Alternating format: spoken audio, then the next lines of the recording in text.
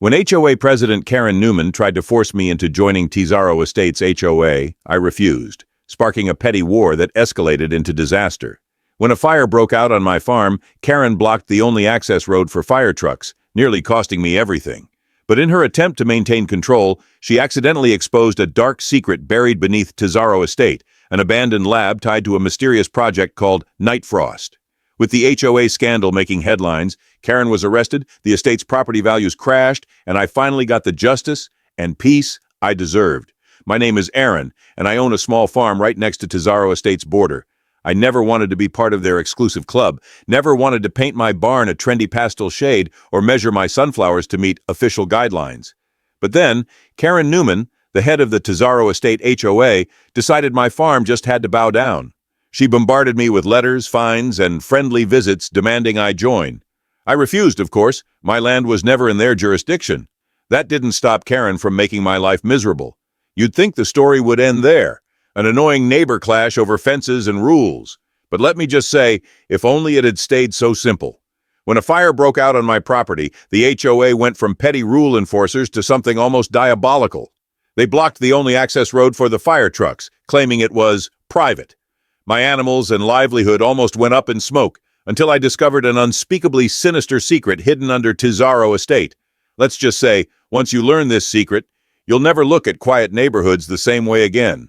Before we dive headfirst into this twisted tale of HOA madness, near disaster, and shocking revelation, make sure you click that subscribe button and drop a comment below letting us know where you're watching from. Are you in a quiet little town, a big city, or maybe you've got a Karen of your own living next door? We want to hear all about it. Your support means everything to this fast-growing channel, and your comments might just inspire our next story. Now, on to the chaos. If you'd seen me 2 months ago, you'd never guess I was about to star in Tizaro Estate's version of a crime saga. I was just an ordinary farmer, milking cows at dawn, plowing fields by noon, and occasionally checking on my rescue alpacas at sunset. The day everything began, I was in my barn trying to convince my favorite goat, Waffles, that chewing on my boots for the 10th time was not a good hobby. That's when I heard a piercing car horn from the direction of the main road. I poked my head out of the barn to see a shiny black SUV decked out with more chrome than a rapper's music video. The driver's side door opened, and a tall, stiff-looking woman in a crisp suit stepped out. At first, I thought maybe she was an insurance adjuster or a lost real estate agent, but as she marched toward me, her heels clacking like a woodpecker on a mission, I recognized her. Karen Newman, president of Tizaro Estate's HOA. She stuck out a binder stuffed with papers. "Aaron," she said in a tone that reminded me of an angry librarian, "here is an official invitation and requirement to join Tizaro Estate's Homeowners Association. We noticed you're on our border, and we'd like to streamline aesthetic standards in the area." I raised an eyebrow. "Ma'am, with all due respect, my land isn't part of Tizaro Estate. It never has been. This is private farmland passed down by my grandfather. I'm not painting my barn per your guidelines or removing my windmill or—" Karen's eyes widened like a hungry hawk. "Windmills must be pre-approved," she snapped. "They have to be a muted color. Yours is bright blue. That's unacceptable." I stifled a laugh. "Well, the windmill was here before your fancy estate existed. Also, bright blue is just the paint we had on sale," she tisked. "We can't have that unsightly color next to Tizaro Estate's fence. It ruins our uniform look. You need to—" I gently handed the binder back. "I'm not joining. Sorry." Karen's face turned red, then purple, then some shade in between. She pivoted on her heel, nearly tripping on a stray chicken that had wandered near the fence. "This isn't over," she hissed. "Tizaro Estate upholds high standards. One way or another, you'll have to fall in line." I forced a polite smile. "Have a nice day, Karen," I said, trying not to giggle as the chicken pecked at her fancy shoes. Karen flounced back to her SUV, wheels spitting gravel as she zoomed off. I figured that was the end of it. Ha! If only I'd known how far she'd go. A week later, I got a letter that looked more like a wedding invitation. Inside was a fancy printout of HOA guidelines, telling me to mow my fields to no more than 2 inches in height, paint all structures in approved neutral colors, and limit the presence of livestock visible from the road. I might have found it hilarious if it wasn't so infuriating. Waffles. The goat obviously didn't care about 2-inch grass, and my cows definitely weren't about to wear camouflage to please some snooty neighbors. I tossed the letter into a crate marked Karen's Nonsense, thinking that if she was going to keep mailing me this junk, maybe I'd make a bonfire out of it come winter. Meanwhile, the real heat started. Random people claiming to be HOA inspectors showed up, wandering the edges of my farm with clipboards. One tried to measure the barn door, muttering something about exceeding standard entry width. Another pointed at my beloved tractor, calling it an eyesore in plain view. Things got so bad I installed a chain across the entrance to keep them out. Karen, of course, took that as a challenge. She showed up again, now in a different flashy car with Tizaro Estate's official logo slapped on the side. She raved about her vision for a uniform boundary between the farmland and the estate. I responded by showing her the property line on an old map. She just pretended not to see it. Now, any normal person would accept, "No, you can't force me into your HOA," as the end. But not Karen Newman. She fired off another round of letters, each labeled "Final Notice" in bold red. I ignored them all, confident she couldn't do anything real against me, until she started claiming my land violated community standards. A threat of daily fines arrived next. "Each day of non-compliance will result in a $100 penalty," the letter boasted. That was enough to make my horse Buttercup whinny in disbelief. I decided to take them to the local county office to settle it legally. The clerk there nearly fell off her chair laughing when I said Tizaro Estate wanted to fine me. "You're not in their jurisdiction," she said, wiping tears from her eyes. "They can't enforce that. At worst, they can egg your house with their fancy organic eggs." I felt triumphant as I left. If only my victory had stayed that simple. 2 weeks later, everything changed. One hot afternoon, as I was tending to the alpaca enclosure, I smelled smoke. At first, I thought maybe one of the neighbors was burning leaves, but the smell got stronger, sharp and almost plasticky. My heart leapt into my throat. I sprinted to the back field and saw thick black smoke curling up near my greenhouse. Flames danced along the dry grass, spreading fast. It was all I could do not to panic right then. I grabbed a hose, but it was laughably weak. I dialed 911, nearly dropping my phone from sweaty palms. "This is 911. What's your emergency?" the operator asked. "Fire on my property, heading toward my greenhouse and main barn," I gasped. I rattled off my address, explaining that the only easy way in was the access road that cut through Tizaro Estate's boundary. The other route was a bumpy dirt path that wouldn't fit big trucks or was blocked by fallen trees. The operator assured me help was on the way. I hung up and ran to open the gate near the estate fence, clearing space for the fire engines. In the distance, I heard faint sirens, like a promise of salvation. My alpacas, goats, and horses were restless, sensing danger. My adrenaline spiked. If the firefighters arrived in time, we'd be okay. If not, I could lose everything: livestock, buildings, and the farmland that had been in my family for generations. Finally, red lights appeared on the horizon. I waved my arms, shouting, "Over here!" But the trucks stopped. Why were they stopping? Confusion turned to horror as I saw an HOA security barrier across the road, manned by a few Tizaro Estate guards. And stepping out in a perfectly pressed suit, there she was, Karen Newman. She held a clipboard, tapping it like she was scolding a naughty student. The firefighters honked, trying to get past, but Karen shook her head. I couldn't hear everything, but I caught snippets. "Private road. Unauthorized entry. You must turn around. Not in compliance." The lead firefighter hopped out, pointing urgently at the rising smoke. Karen just shrugged like she was discussing a minor inconvenience. My blood boiled. My farm was literally on fire, and Karen was doing a smug gatekeeping performance. I raced toward them, shouting, "Karen, move! My fields are burning!" She shot me a cold glare. "This access road belongs to Tizaro Estate. You refused to join, remember? That means you don't have the privileges of using our roads." A wave of disbelief crashed over me. "Are you insane? My farm is on fire. Do you want me to send you a request in triplicate for permission to let the firefighters in?" Her lips twisted into a cruel smirk. "Rules are rules. We can't let random vehicles tear up our beautiful road, can we?" I was so furious, I almost forgot the flames behind me. The firefighters tried reasoning with her, but she wouldn't budge. She pointed to an official sign that read, "Tizaro Estate Access Road, Residents Only." Meanwhile, smoke billowed into the sky like a giant storm cloud. Time was ticking. My greenhouse was going to be ash if we didn't do something. The firefighters had no choice but to try the old back path. But that was an overgrown dirt lane with huge potholes, and the big truck would never make it in time. I felt like shouting at the sky. Karen was letting my life's work burn just to teach me a lesson about HOA compliance. I sprinted back to my barn, hooking up every hose I owned, forming a line of buckets. My neighbor, Tony, arrived from the other side, trying to help me throw water on the flames. We managed to slow it down, but the back half of my greenhouse collapsed. All my exotic seedlings? Gone. My supply of herbal plants? Charred. My orchard? On the verge of destruction. And all because Karen Newman decided to block emergency vehicles for a petty vendetta. Eventually, the fire trucks rumbled in from the opposite side. It took them forever to navigate the old path. By the time they arrived, the greenhouse was destroyed, half an acre scorched, and the barn's roof was singed. We were lucky it hadn't spread further thanks to the bucket brigade my neighbor and I managed. The firefighters jumped out, drenched the area, and brought the blaze under control. Afterwards, they shook their heads, pointing back at Tizaro Estate's gate. "This is ridiculous," one said. "We lost crucial minutes arguing with that woman." I wanted to scream in frustration. Karen had crossed every line of human decency. The lead firefighter, a tough-looking guy named Jack, approached me. "I'm sorry we couldn't get here sooner," he said, eyes filled with genuine remorse. "We'll have to file a report about the obstruction." I was practically shaking with rage. "Karen has no right to block you. This is an emergency situation." "I know," Jack replied, "but we have to follow local codes.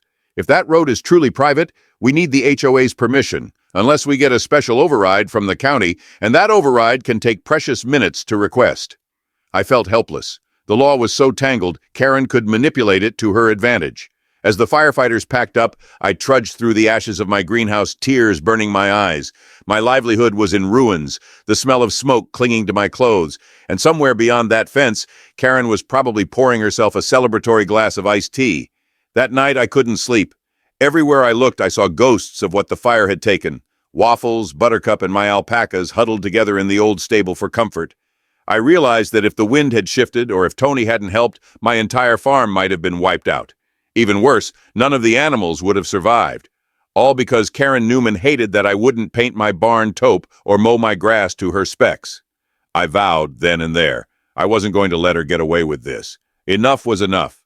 The next morning, I dialed every local official I knew. The sheriff, the fire marshal, the county commissioner. I told them about how Tizaro Estate blocked the road during an emergency, nearly costing me my entire farm. Soon, a storm of investigations hit Tizaro Estate. The local newspaper ran my story, complete with photos of my burned-down greenhouse and the fence separating me from the rich neighborhood. I kept my cool during the interview, but deep down, I wanted to dump a bucket of ashes on Karen's doorstep.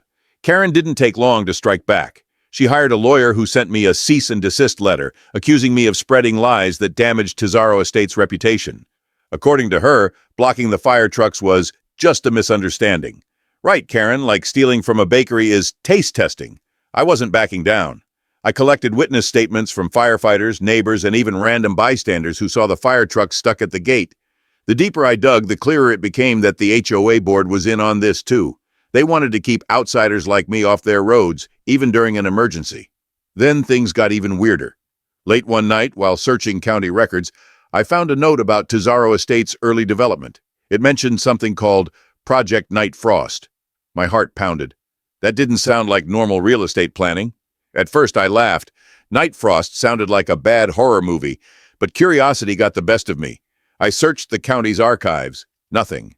A few days later, over coffee, a friend from city planning whispered about old rumors, something about a secret government facility that once tested, well, no one really knew. One line stuck with me. They buried unspeakable experiments under the foundation, hoping no one would ever find them. I nearly choked on my drink. Crazy, right? But if you'd told me 3 months ago that an HOA would block firefighters from saving my farm, I wouldn't have believed that either. Maybe Tizaro Estate's founder had secrets to keep. Maybe Karen was just another piece of a bigger puzzle. Meanwhile, the news spread fast. A local station aired a segment. Farmer's greenhouse burns, HOA blocks fire trucks. Karen called me dramatic and irresponsible, blaming the fire on my poor safety protocols. Neighbors from Tizaro Estate secretly reached out, admitting they hated Karen too. Some even joked she must have sold her soul to become HOA president. But as rumors of hidden labs and buried experiments grew, people got nervous. Some laughed it off. Others pointed to the weird sinkholes in Tizaro's golf course as proof something was buried beneath the estate. One wild theory even claimed the developer worshipped underground mole creatures. Yeah, I know, crazy. But what I knew for sure was this. Tizaro Estate looked perfect on the outside, but its heart was rotten. And Karen? She was its living, breathing symbol of cruelty, willing to let my farm burn just to prove she had power. Fueled by anger and curiosity, I snuck along Tizaro Estate's fence at 2 a.m., flashlight in hand. Buttercup, my horse, watched like I'd lost my mind.